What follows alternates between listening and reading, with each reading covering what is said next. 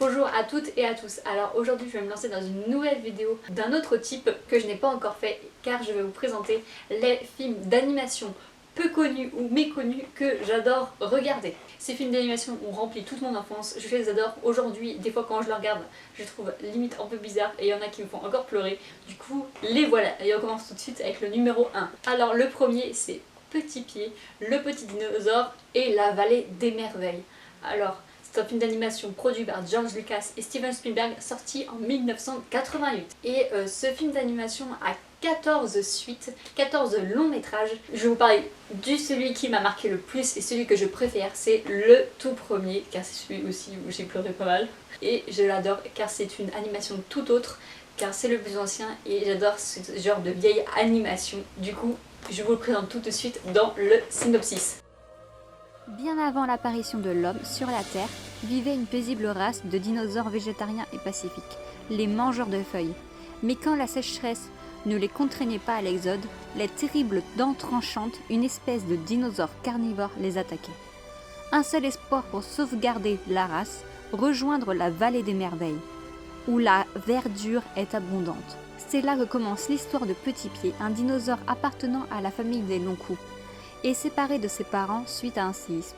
Au cours de son périple, il est épaulé par d'autres espèces reptiliennes, Serra une trois cornes, Becky une grande bouche, Petri un volant et Pointu un queue à pointe. Toute cette bande va devoir retrouver la vallée des merveilles ainsi que leurs parents. Alors pourquoi je vous conseillerais ce film d'animation? Tout d'abord, George Lucas et Steven Spielberg, ça veut tout dire. Et ça parle d'une aventure d'un petit dinosaure qui est complètement perdu, qui est tout seul et qui au fur et à mesure se fait des amis, mais des amis d'espèces de dinosaures complètement différentes. Ils vont se regrouper alors que normalement chaque dinosaure vit avec son espèce. Et j'adore ce genre de choses quand un tas d'amis différents se retrouvent pour une grande aventure, pour rentrer en gros chez eux. J'adore ça et c'est une épopée, une aventure que j'ai adorée. En deuxième, nous avons Little Nemo. Little Nemo, les aventures au pays de Slumberland. C'est réalisé par Masami Hata et William T. Utz. Et il est sorti en 1989. Et c'est un film d'animation qui est librement inspiré d'une bande dessinée de Winsor McCay. Nemo est un petit garçon timide et rêveur, ressemblant à tous les garçons de son âge. Une nuit, Morphée, roi de Slumberland, l'invite officiellement dans son royaume par l'intermédiaire d'un serviteur dans le but de le présenter à sa fille, la princesse. Chaque nuit, lorsque Nemo s'endormira, il entrera dans le monde fantastique des rêves. On suit alors les aventures du jeune dormeur dans le monde des rêves avec pour but de réussir à rentrer dans Slumberland pour y rencontrer la princesse et ainsi sauver le royaume du pays du mal.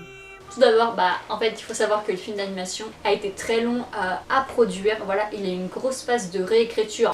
Et finalement, ce sont des graphismes et une intrigue légèrement différentes qui ont été choisis par rapport à la bande dessinée. Je l'ai regardé il y a pas longtemps, il me laisse un peu une marque assez étrange.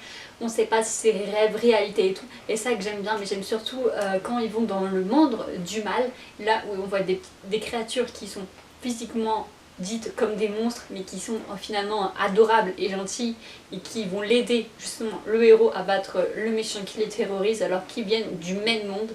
Ça j'ai beaucoup aimé, même l'histoire qui part un peu des fois en vrille, voilà, je suis sur un lit volant, je retourne chez moi, ma maison est inondée, voilà, c'est quelque chose que j'ai bien aimé et je pense que déjà quand on le regarde on n'en sort pas indemne et il nous marque. Ensuite en troisième nous avons Rocco-Rico. Et Rocco-Rico est un film d'animation de Don Bluth sorti en 1991. Il est librement inspiré de Chanticleer d'Edmond Rostand. Du coup je vous laisse tout de suite découvrir l'histoire de Chanticleer avec le synopsis. Chanticleer, le coq le plus rock des 50s, a oublié de chanter un matin, mais le soleil s'est quand même levé. Ridiculisé, il quitte la ferme à la grande joie du grand-duc, le hibou, qui va bientôt pouvoir faire régner les ténèbres éternelles. Il faut que Chanticleer revienne. On nous suivra donc l'aventure d'une joyeuse troupe à la recherche de Chanticleer pour faire revenir le soleil. Et en fait au début ça se passe dans le monde réel avec de vrais acteurs et ça qui me paraissait bizarre quand j'étais petite malgré que j'aimais bien ces films là. Et ça commence du coup avec de vrais acteurs et après le petit garçon se retrouve transformé en chat et là on se trouve dans un milieu de dessin animé. Mais ce que j'aime surtout sont les méchants, le grand-duc et ses acolytes. Et aussi chante un moment musical que j'adore où ils vont manger, où ils veulent manger les animaux de la ferme. Ensuite nous avons Taram et le chaudron magique, le célèbre film d'animation maudit de chez Disney. Il est sorti en 1985. Alors il a été maudit car en fait à l'époque c'était le film d'animation le plus cher jamais encore produit. Il a coûté 30 millions de dollars alors qu'il n'en a rapporté que 21. Et il a failli plomber justement tous les studios Disney à cause de cet échec. Dans la petite ferme de l'enchanteur, Taram, un jeune valet de ferme, souhaite devenir guerrier. Il apprend grâce au don divinatoire de la truie Tirnir que le Seigneur des Ténèbres recherche le chaudron magique pour ressusciter une armée de morts-vivants. Taram, apprenti guerrier au pays enchanté, doit empêcher le Seigneur des Ténèbres d'étendre sa domination maléfique. L'enjeu est le chaudron magique. Et je pense que en fait, ce film d'animation diffère pas mal de les histoires qui ont fait le succès de Disney. En tout cas, c'est une histoire en fait qui est complètement différente et vous pouvez découvrir du coup l'autre facette de Disney, le méchant, l'histoire, les héros, tout est complètement différent. Et même la princesse n'a pas besoin d'être sauvée, voilà, le méchant il est moche, t'as des sorcières, en fait t'as le chaudron et t'as le petit héros magnifique Krusty. Je pense que ça permet de découvrir complètement autre chose et moi en tout cas j'adore le regarder. Alors le dernier c'est Pousselina, sorti en 1994 de Don Bluth. C'est adapté du conte de Hans Andersen, La petite poussette. Pousselina est une jeune fille de la taille d'un pouce et est élevée par sa mère, une vieille fermière. Sa vie va être bousculée lors de sa rencontre avec le prince Cornelius, le prince des fées, dont elle tombe immédiatement amoureuse. En effet, elle va être tour à tour kidnappée par une famille de crapauds, de hannetons et de taupes. Pendant ce temps, le prince Cornelius tente de la retrouver par tous les moyens. Pousselina arrivera-t-elle à retourner chez elle avec sa mère et à retrouver son prince adoré Cornelius ? Alors ce film d'animation, voilà, il paraît un peu simple au début.